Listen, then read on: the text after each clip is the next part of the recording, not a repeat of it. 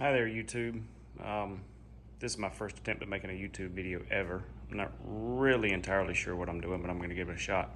So anyway, this past weekend, me and my wife were talking, and I got to talking about how I wish I had another ATV, and she's like, well, why don't you just go get one? And before she changed her mind, I started shopping. So as I was looking, inventory was really kind of low around. I knew I wanted a Honda and I knew I wanted a Rubicon after doing some searching. And this is what I found. Luckily, it was the exact color I wanted, that Phantom Camo. It's a 2022, the Honda Rubicon, the TRX 520 FA7, I believe that's what it's called. It's the Deluxe. With the power steering, electronic shift, and the I think it's DCT, I think that's right, where you can switch it from automatic back to manual, back and forth. Had to drive about an hour and a half away from where I live to find it. Got it at Honda of North Carolina in Granite Falls. I got really lucky finding it. Turns out it had only been up and advertised on their website for about 12 hours, and it was the only one they had. So I got really lucky. But anyway, so when I got it, I wanted to get a winch to go with it. And I did. I ended up getting the Warren VRX 35. That's the box that came in here with that part number and the adapter that comes with it.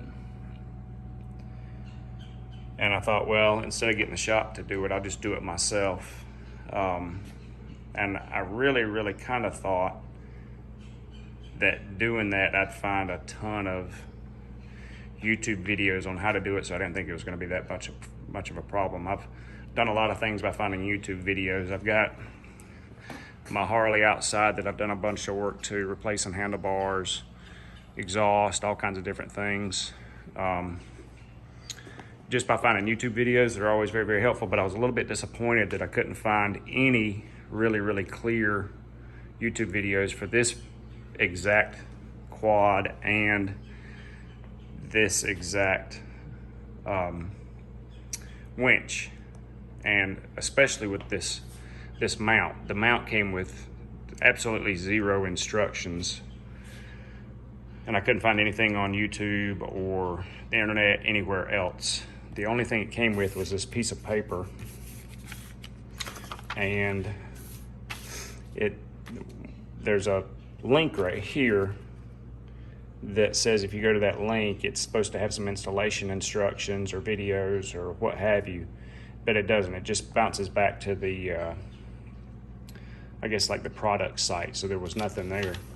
So all you end up with is a piece of metal with no instructions whatsoever on how it mounts to the four-wheeler or how the winch mounts to it. So that took me quite a bit of time just to figure out how to get the mount in. So I finally did get the mount in. I had some other problems that I'll talk about in just a second, but anyway, here's the mount. As it turns out, I don't know that you can see it, but at the top there are two 12mm bolts that bolt onto the top of the frame. Let's see if I can get to it. Kind of hard to see, but there. Let's see here, right there. One on each side, and then here's the top part of the mount, and then it comes down. And then the winch, the face of it, mounts to down in here. There's 4 little places for other 12mm bolts. So I got it in there. I got the mount plate in first and got it tightened. Now to do that, I end up taking off the entire front bumper and just lowering the brush guard from bolts here on either side.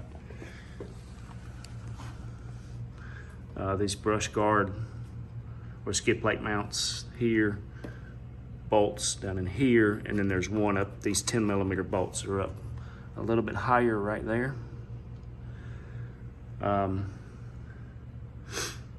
And right here. So I think that's 3 12mm on each side and 2 10mm on each side. Anyway, I got that off, thinking that, okay, once I got it off, it won't be a problem. I'll get the mount on itself, and I'll slap the winch on and then just slide the bumper back on, but that didn't work. This piece right here that's part of the bumper, this little kind of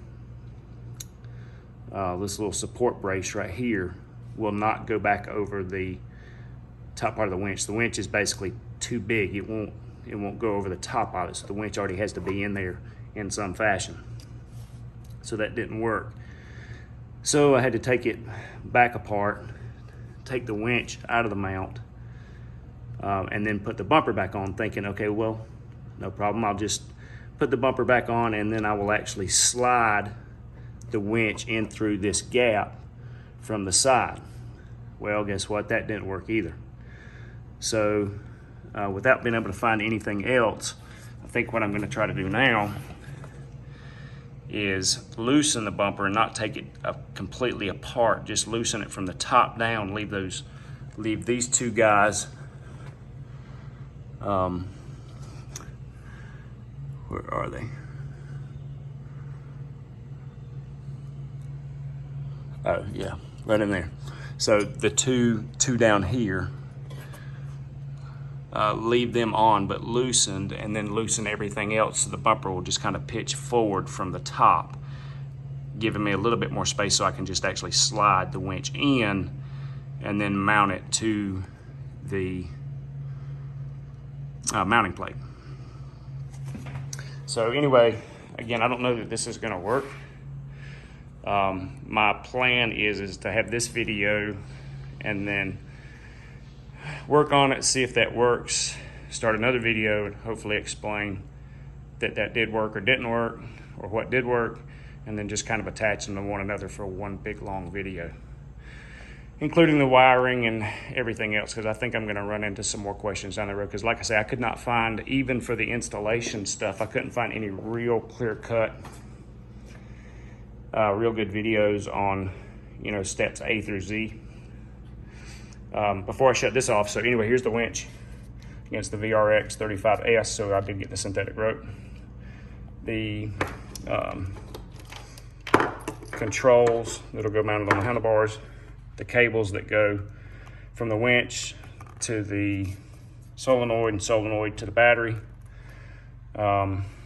just other pieces of the front part of the winch, and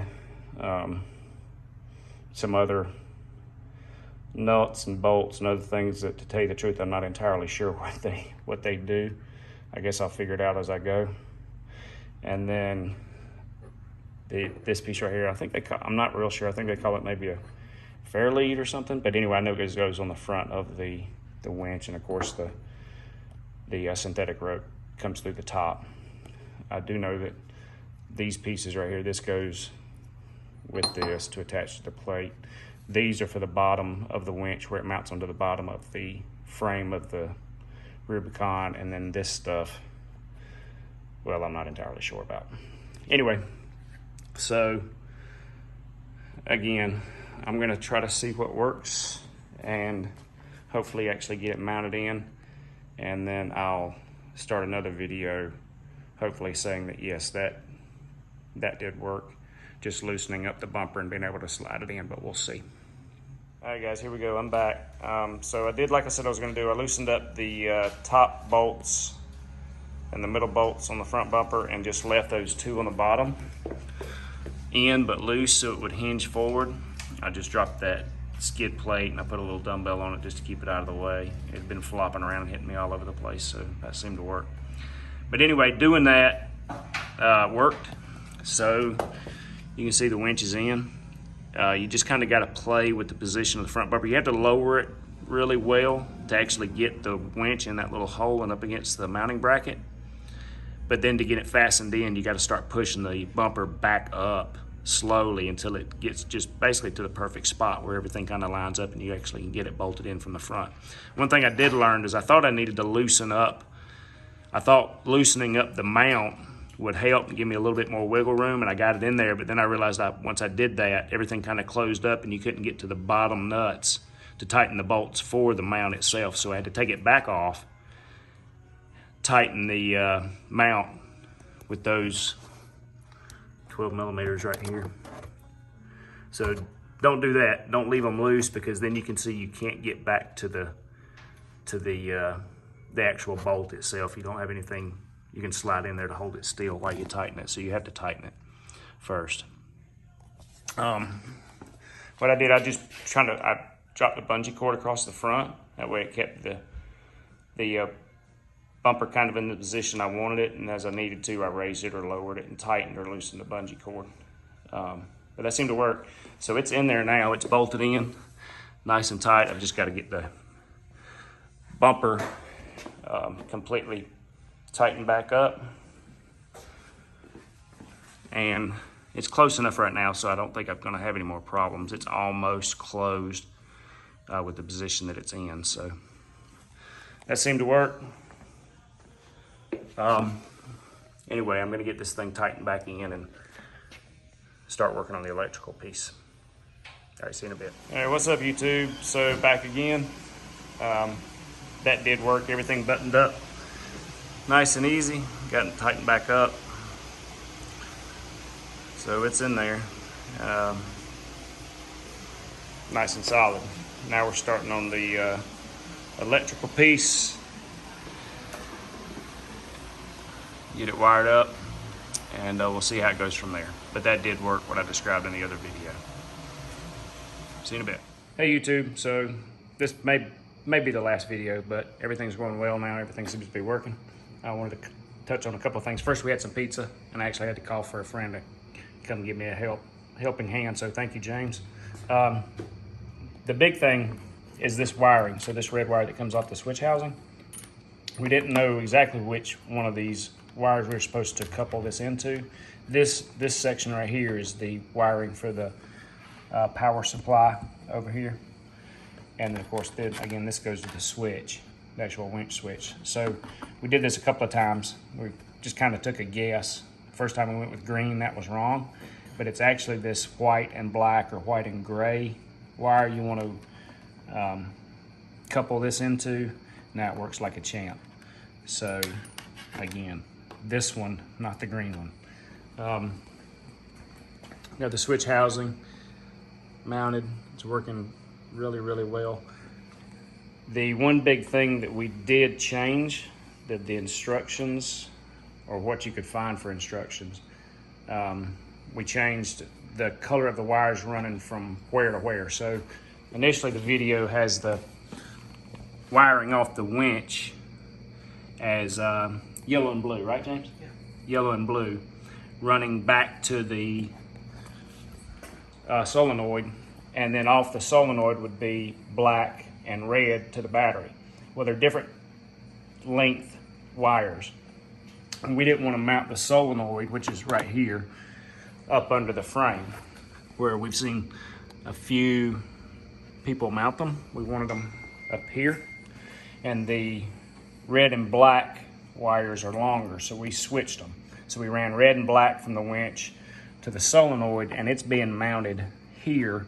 We haven't got it permanently affixed yet, but it's going right here. There is plenty of room for the plastics that are over the top of it. Looks a little bit cleaner. Don't have to worry with water getting to it, or mud or dirt or anything else. It'll be completely covered. And then we took the blue and yellow, which normally come off the winch, and then put them on the battery side of the solenoid. We've still got to button up everything and kind of clean up the wiring, but it is working very well, as we'll give you a little demonstration here. James, you want to? I know it's kind of dark, but it's okay. Let it out a little bit, James. All right, pull it back in. Worked like a champ. But anyway, so that's it. All we got to do now is just kind of clean up the wiring. I may add another video at the end just showing it completely put back together, just depending on light and how much time we got left. But now we're just going to clean it up. Anyway, I hope you enjoyed. Hope it helps you. Thank you. Hey, good morning, guys. I wanted to do one little quick video now that I've got everything put back together. It turned out pretty good. Looks really neat. All the wires are hidden. But I did want to kind of recap a couple of little quick things, starting with the installation and the way I did it. I took the bumper completely off, mounted the mounting plate, tightened it down, then started the process of reinstalling the front bumper. But at first just connected those bottom two bolts, which kind of created a little hinge point, and then started closing it, leave myself just enough room to slide the winch in from the side. And then once I had it in the gap, then started closing the front bumper again until the winch, the bumper, and the mounting plate all kind of lined up, which allowed me to actually attach the winch and get it bolted down. I think that was probably the biggest pain in the ass, if you will, about the whole process. But anyway, it's on there. And then as far as the electrical piece, like I said in the other video, we wanted to mount the solenoid back here. It's under this cover instead of somewhere on the frame to keep it from getting wet or muddy or snagged on something. But to do that, we had to reverse the wiring. It ordinarily has the blue and yellow coming off the winch going to the solenoid, but those wires weren't long enough to do that, so we took the red and black, as you can see, and attached it to the winch. Ran it back. You can't see it because of the plastics, but they're zip tied to the upper frame rail, and then of course under the seat, and then to the solenoid. And then we use the yellow and blue to go from the solenoid to the battery, and all that ended up tied up real well, very, very neatly under this plastic and in the battery compartment. And then the switch housing wires are the same way. It's basically following the same path. Here's the switch, of course. And those are, again, zip tied to that upper rail and feeding back to the solenoid. And there's plenty of wire to do that with. I just think again, you can't really see it. It's secured on there now. It looked really neat when we got done with it. And then of course, the other big thing was where to draw power from to power the actual switch. And when you open this, there's this wiring here that provides power to this little power supply. And you'll use the little connector that comes in the kit to connect this little red wire that's from the switch housing to the white and black wire that powers the power supporter. I laid it in there and then used a pair of pliers to kind of put the connector through the wiring material on both sides, and that worked just fine. And then I taped it up nice and tight and then zip tied the extra. So that works really well. The only other things I can say is that you'll want to have is that came in really handy is some ratcheting metric wrenches, especially a 12 and a 10. I think that's about the only size we used throughout the entire process, but you'll need those. Especially the ratcheting, because there's some tight spaces in there that you got to get in, and having to move a wrench on and off and on and off would get a little tiresome, but the ratcheting stuff worked out really, really good. But anyway, it's done. Works really well. I hope this video helps if anybody's doing the same exact project. Anyway, good luck, and thanks for watching.